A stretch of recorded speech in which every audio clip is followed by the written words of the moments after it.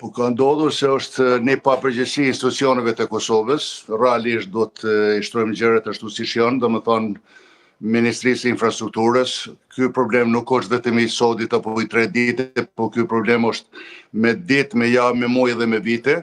Dhe unë ka kohë që unë dhe edhe sa tjerë me fjalë kemi ngrit zërin, kemi apeluar në institucione, në media që është po shtrohet një rrezik i shumë i madh me fatalitete, me fjalë me atë rrugë. Ministria e Infrastrukturës nuk e ka pa të udhës, domethënë për të vu dorë, pavarësisht demagogjisë së tyre, si duket e kanë pas për fushat se në muajin nëntor doli zëvendës ministri i infrastrukturës dhe tha që ne kemi dhënë buxhet 1.7 milion euro për të bërë sajimin e rrugës dhe sot e kësaj dite ne jemi tash në prill me 3 prill dhe nuk kanë vu dorë. Atë popullat e para popullatën e Rrugovës që është autoktonët që jeton aty, bizneset që punojnë aty dhe që qarkullojnë për çdo ditë aty dhe musafirët tash të pakt, po e them të pakt me qëllim po e them të pakt domethënë i ka shpëtuar Zoti nga ndonjë rrezik fatalitet. Para 3 ditësh ka ardhete bllokimi i rrugës që për fat të mirë, fal Zotit domethënë sa individ kanë shpëtuar për mrekulli se ka pas domethënë të shemjet e rrugës dhe edhe në makinë. Në një makinë të rrezikuar dhe jeta e qytetarëve apo jo vetëm se janë bllokuar fshatra dhe është vështirësuar jeta qarkullimi andej, mirë po janë rrezikuar dhe jetrat. Një gur sa të dihet me fjalë ka rënë në makinë veç Zoti e ka shpëtuar. Zoti ka shpëtuar me fjalë, kjo është diçka që unë nuk e di, nuk i kuptoj këta njerëz duhet presin viktima që të vënë dorë aty se çfarë po ndodh. A kanë të qëllimshme, a kanë politike, unë nuk du të parajgjykoj, por një padrejtësi jashtëzakonisht e madhe që po i bëhet asaj popullate, po i bëhet bizneseve, domethënë që e kanë shkatruar absolutisht, e kanë shkatruar biznesin në Rrugovë të pesë, që Rrugova është një aset kombëtar, në vend që qeveria të interesohet që të vë dorë në infrastrukturë, që musafirët të vinë të sigurt me fjalë. Kjo ka ardhur këtu edhe ne jemi në një pozitë të palakmueshme. Pse e them të palakmueshme? E them se edhe në qoftë se sensibilizojmë, është me 2 thika, me 2 preje domethënë, se po na del kontraproduktive dhe njerëzit nuk po vinë në Rrugovë. Po të shkohet sot ose dje në gjithë Rrugovën nuk keni mujt me gjetë 10 veta. Po ju penalizon dhe juve që jeni afares që punoni në Absolutisht po. Absolutisht po gjithë biznes. Dhe një imazh shumë i keq edhe për vetë shtetin. Jo i keq, ja po i tregoj për imazhin. Ne kishim para 2 ditë kishim një grup nga Malta.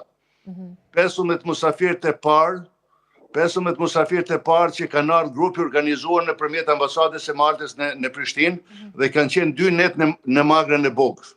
Imagjinoni se tash opinionin e tyre. Kjo lloj mrekullie që ka fal Zoti, si ka mundësi, nuk e kuptoshin domethënë që mund të jetë një rrugë e tillë, domethënë në atë mrekulli, në atë zonë turistike domethënë, dhe unë nuk dishe si ta justifikoja.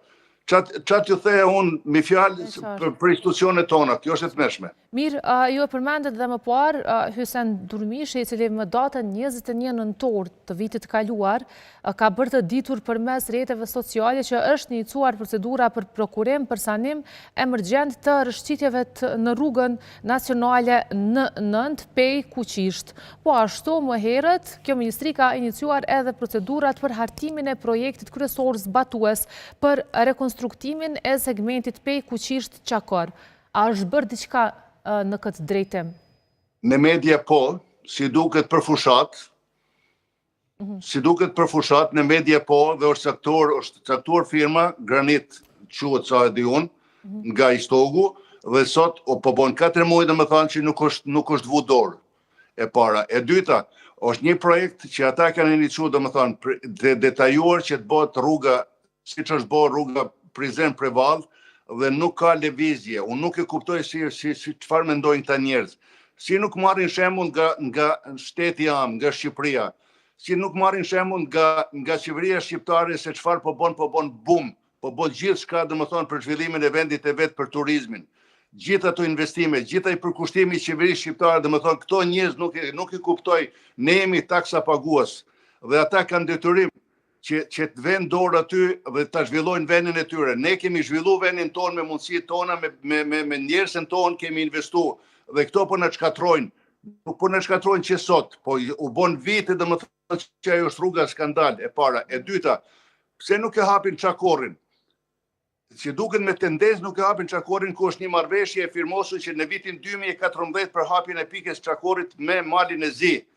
Po të hapet pika aty, ajo rrugë do bëhet që s'bën, dhe të zhvillohet turizmi, do zhvillohet Kosova, do zhvillohet rajoni regioni i Rrugovës edhe i Pes. Unë nuk e kuptoj, sinqerisht, me duket vetja disi si jemi dorëzuar, nuk them për veten time, po flas në emër të komunitetit që jemi bashkë aty me fjalë dhe jo njoh hallet aty në njerëzve. Dhe ne jemi në rrezik.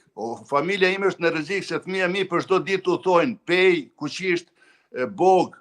Dhe unë uroj Zotin do më thonë që të shpëtojnë fëmia, ne të vinë ato njerëz, ne të hipin makinat e tyre, ne të vinë herë të shohin se si është. Unë e di që keni pas shumë tentativa të bisedoni me ta, të ankoheni, të bëni marrëveshje me ta, ose thjesht të bëni zgjidhje së bashku, jo vetëm për t'i kundërshtuar qeveritarët, s'po flas vetëm për këtë qeveri, por të gjitha një pas një.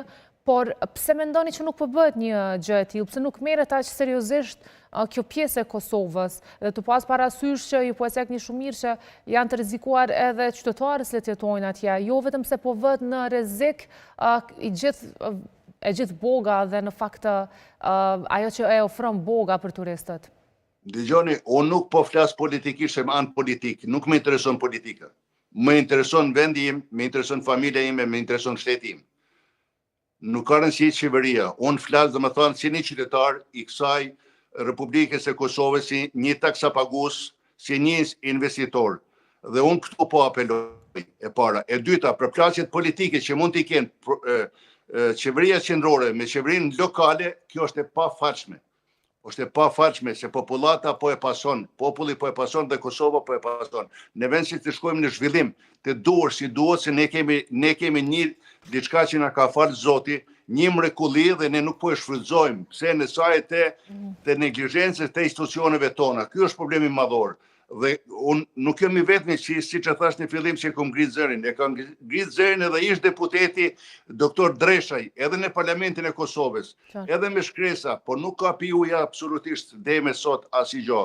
Unë nuk e kuptoj kjo, siç e thatë edhe vetë, kjo marrëveshje e zëvendësministrit Durmishi, që ai de facto është ministri që po merret me këto punë, që në muajin nëntor e ka hap tenderin, e ka hap edhe është përcaktuar firma dhe nuk ndërhyet. Ku është problemi? Ku çalon? A çalon te ministri, te zëvendësministri, a çalon te drejtori regional që e mbulon Dugazhinin, apo çalon te firma, apo është diçka politikisht që nuk po shkon? Qartë, kemi. Është qëllimshëm. Mi shpresojmë të zgjidhet sa më parë të mundur, madje e shohim që dhe Prokuroria e PE-s ka filluar hetimet. Faleminderit shumë zotri Taqi që keni qenë së bashku me ne dhe me shikuesit në këtë mëngjes. Nësi, faleminderit. Miqdashur, kemi qenë me Skënder Taqin, vetëm pas pak do të lidhemi dhe me zënë